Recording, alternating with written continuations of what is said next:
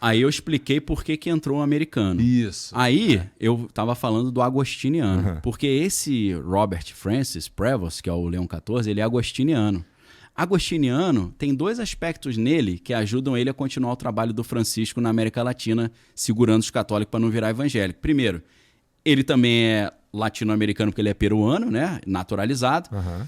Ele é chefe de toda a parte da América Latina da Igreja Católica, ele é o responsável pela América Latina e ele fala espanhol fluente, ele mandou um espanhol até na posse lá. Não falou inglês, o que é interessante, o cara americano, nasceu em Chicago, não falou inglês, mas falou espanhol. Por quê? Para não ficar aquele negócio de, ele tá trazendo o império capitalista agora pro Vaticano, que eles estão na opção preferencial pelos pobres até então. E aí, o que é interessante? Além dele ser latino-americano, entre aspas, naturalizado e poder continuar esse trabalho de fazer a ponte, ele é agostiniano. Pô, Martim Lutero era agostiniano. E os agostinianos devem estar doidos para falar, um agostiniano fez essa bobagem da reforma protestante, a gente vai resolver essa parada com outro agostiniano. Bora pra cima, entendeu? Entendi. Então eu falei, cara, esse maluco é o cara perfeito, hora certa no lugar certo, meu irmão. Tinha que ser ele. Depois que eu descobri quem ele era, eu falei... Eu intuí que era um americano, mas esse cara é perfeito, encaixou igual uma luva, meu irmão. Eu não sei por que ele escolheu o nome Leão XIV. Então, isso aí é outro mundo de conversa, né? É Tinkerbell? Não, esse é pé no chão, então. é pé no chão. Porque o Leão I, Leão Magno, Leão o Grande, foi o cara que resistiu à invasão da Europa do Átila Huno. Tá. O Átila Huno veio com elefante, meu irmão. Cruzou o Estreito de Gibraltar, dominou a Espanha, França, Portugal e foi indo para Roma. Passou pelos Alpes suíços de elefante. Brabo. Chegou lá, meu irmão, papa kamikaze o Leão I. O Leão I falou, isso aqui é comigo. Foi sozinho falar com o cara, com o exército. Falou, meu irmão, pega tuas coisas e dá linha na pipa aí, que aqui não tem essas palhaçadas, não. Aqui é Roma, irmão. E tô fazendo uma brincadeira, mas o maluco cascudo. Ou seja... Ele foi um papa corajoso que resistiu a um momento sério ali de guerra. Então um nome pesado, né? Forte. Leão I. O Leão X foi o cara que deu mole e deixou Martim Lutero fazer a reforma protestante. Então quando você pega um cara leão e agostiniano, tu vai para 1517, a zebra que deu com Martim Lutero. Então talvez ele seja o leão que dessa vez vai mandar não o Átila Huno, mas o Martim Lutero para casa. E aí tem o Leão XIII. Leão XIII, que foi o último leão antes dele, foi o cara que falou... Ele fez uma encíclica papal, uma bula papal, chamada Rerum Novarum, que é das coisas novas. Aí você fala, que coisa nova? Opção pelos pobres. Vamos ser uma igreja mais social. Então esse cara tá puxando reforma protestante, ele tá puxando coragem, ele tá puxando a parte social mais progressista. Pô, o nome Leão caiu igual a luva. Foi perfeito. Tudo, então. Todo o cenário ali. Cara, perfeito. Tinha que ser esse cara, meu irmão. E, mais uma vez, eu repito. Essa galera não brinca em serviço. Os caras estão aí há 2000 anos. Então, a galera sabe jogar o jogo muito bem. É tudo muito redondinho. Ali não tem bobo, não. Entendi. E aí... Mas se a gente estiver falando que a gente está chegando num momento de apocalipse, então isso faz dele um falso profeta. Né? Faz dele um cara misterioso, perigoso. Faz dele um cara que pode se revelar como alguém que vai... E tu disse que ele era uma esfinge, né? É difícil de ser interpretado, porque ele é um camaleão, uma esfinge, né? Me interpreta ou te devora. Aí entra um negócio mais louco, que é... Uma perna é Tinkerbell, a outra é pé no chão. Uma perna tá voando, a outra tá no chão. Cara, existe um livro de 2013 chamado Exovaticana. De uma duplinha chamada Thomas Horne e Chris Putnam. É um tijolaço de 657 páginas que a história era o seguinte. Esses caras escreveram um livro chamado Petrus Romanus, que faz uma referência à profecia de São Malaquias dos papas. Você já deve ter ouvido falar nisso, né? Na profecia dos papas. Então, o último papa, que seria o último papa da existência da Igreja Católica, seria um cara, segundo essa profecia, que tem 50% dela é forjada, o outro 50% não tem como forjar porque foi de 1550 para frente. Para trás eles forjaram tudo, botaram só os amigos.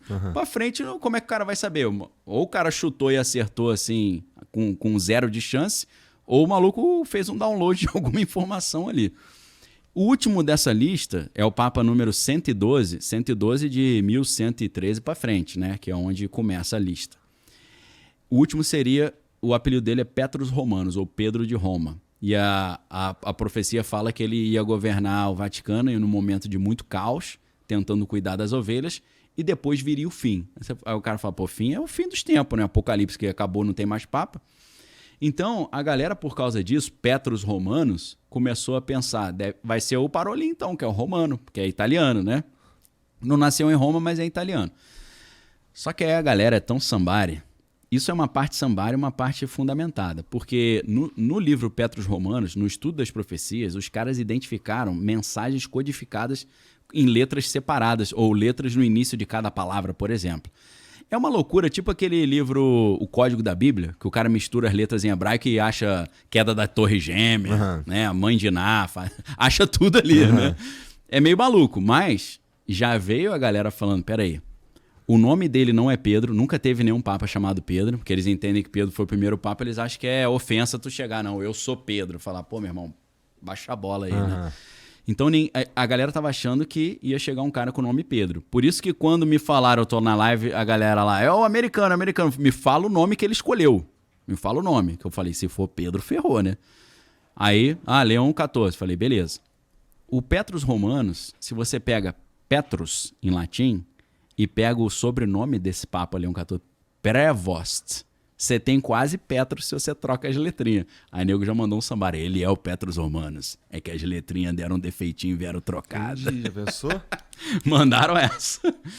Muita loucura, muita loucura. Aí é Tinkerbell total.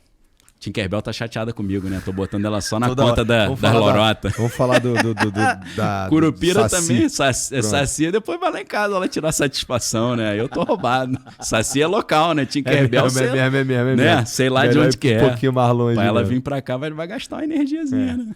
Então tá, entendi em partes aí. Aí entra mais coisa. Por quê? O que eu tava falando? Esses caras escreveram esse livro, Petrus Romanus, tentando entender se essa profecia tinha fundamento ou não. Tijolão. No meio dessa pesquisa, eles começaram a conversar com alguns jesuítas, e a galera do Opus Dei, só uns carinha top.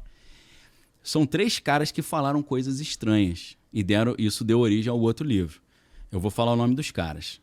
Padre Funes, Padre Gui Consomagno, que escreve Col Sol Magno, e o Padre Giuseppe Tanzella Nitti. Tô dando o nome dos 3 padres. O Funes era o antigo chefe do Observatório Espacial do Vaticano. O Giuseppe Tanzella Nitti é o novo... O Giuseppe Tanzella Nitti, não, Consomagno é o novo chefe do Observatório Espacial do Vaticano. E o Tanzella Nitti é um especialista lá em diálogo interreligioso. O que esses caras mandaram? Esses caras falaram assim, você sabe por que a gente tem esse Observatório Espacial aí?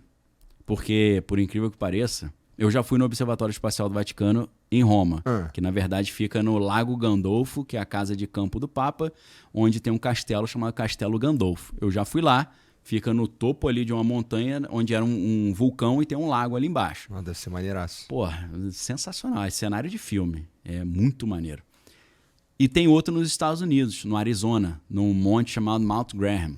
E no Mount Graham tem a lente mais avançada do mundo. Nem a NASA tem uma lente dessa. Você fala, meu irmão, pra que o Vaticano tá querendo olhar essas paradas?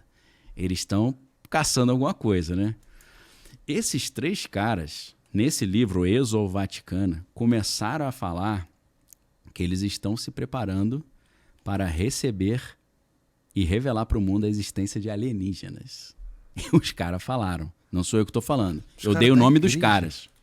Da igreja. Louco, porque, assim, eu fico pensando se o dia que a gente descobrir ou que alienígenas visitarem a gente de fato, isso ajudaria isso atrapalharia, de certa forma, a reputação da igreja e tudo mais, porque desafia um pouco a ideia de... Teoricamente destruiria, né?